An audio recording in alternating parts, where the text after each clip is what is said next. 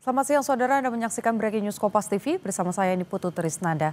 Saudara, 3 orang meninggal dunia dan setidaknya 30 orang terluka setelah sebuah musola di desa Sukamakmur, Kecamatan Ciomas, Kabupaten Bogor, ambruk, saudara.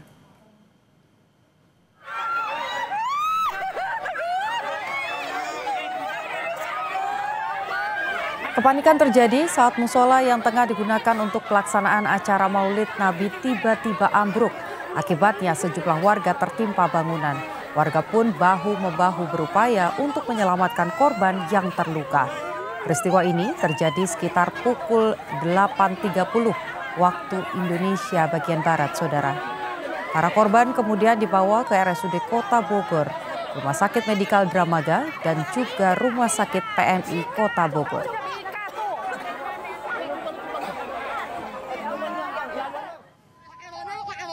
Puluhan korban yang rata-rata ibu-ibu dan anak-anak langsung dievakuasi ke rumah sakit terdekat.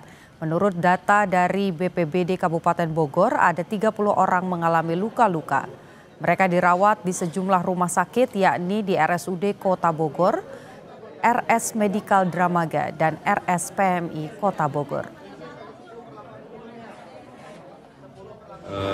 Mengenai tadi pengajian majelis taklim Maulid ya di kecamatan Kolupas Ciomas ya, Kecamatan Taman Sari.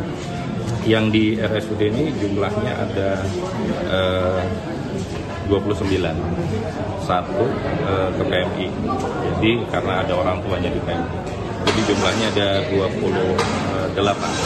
Nah, dari itu kita sudah melakukan asesmen. Ada yang 3 orang, itu ada yang cedera kepala, kemudian ada fraktur patah, kemudian juga ada yang diduga ada perdarahan di dalam perut, kemudian karena tertimpa dari tembok beton. Kemudian ada yang juga yang sedang 17, sisanya ringan. Nah, mengenai dalam hal ini yang paling penting bagi kami adalah menolong semuanya untuk bisa kita selamatkan, kita ringankan, dan kita sudah berkoordinasi juga dengan Dinas Kesehatan Kabupaten.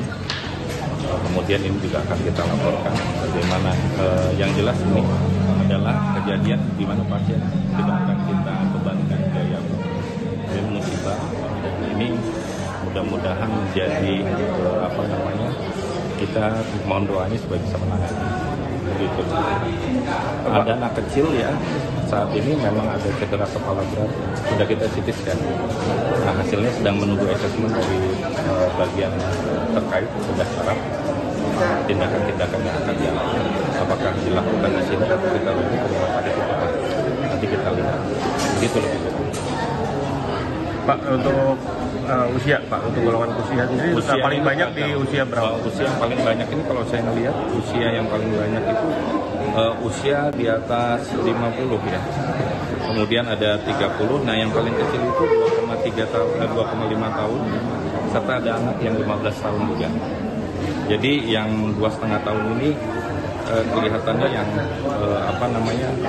tertimpa kepalanya tadi, yang cedera kepala. Rata-rata ibu-ibu anak-anak ya, Pak? Iya, ibu-ibu sama anak-anak.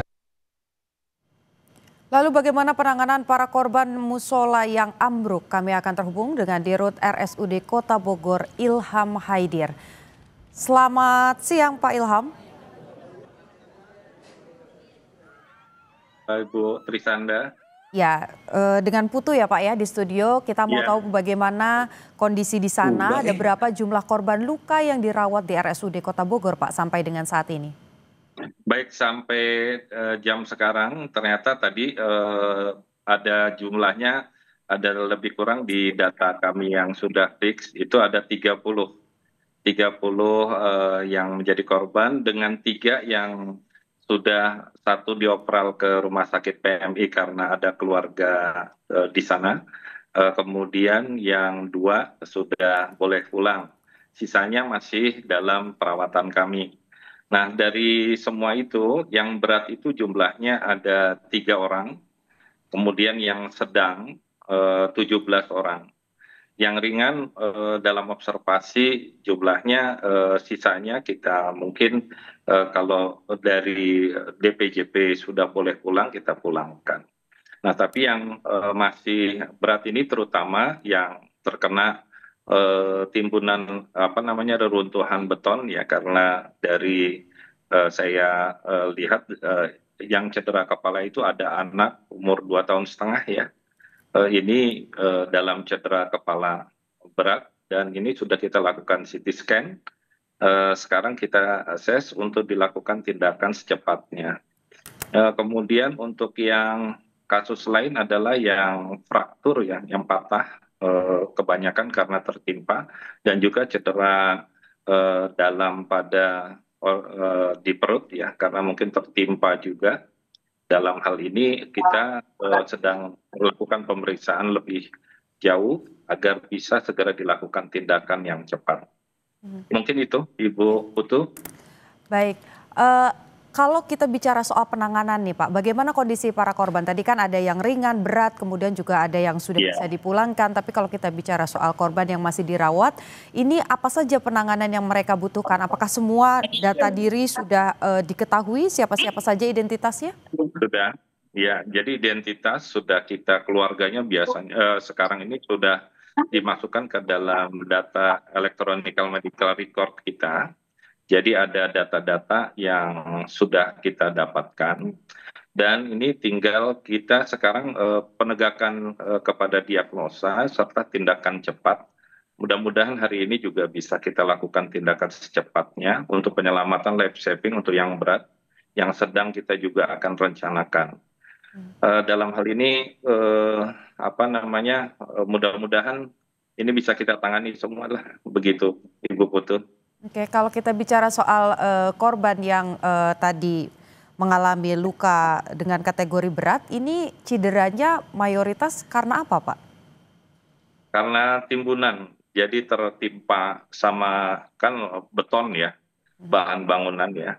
Jadi tertimpa sama batu betonnya, kan runtuh itu ya. Jadi apa namanya menyebabkan adanya cedera seperti patah ya. Patah tulang, kemudian cedera organ visceral, organ dalam, dan itu perlu penegakan diagnosa cepat dan dilakukan tindakan secepat-cepatnya.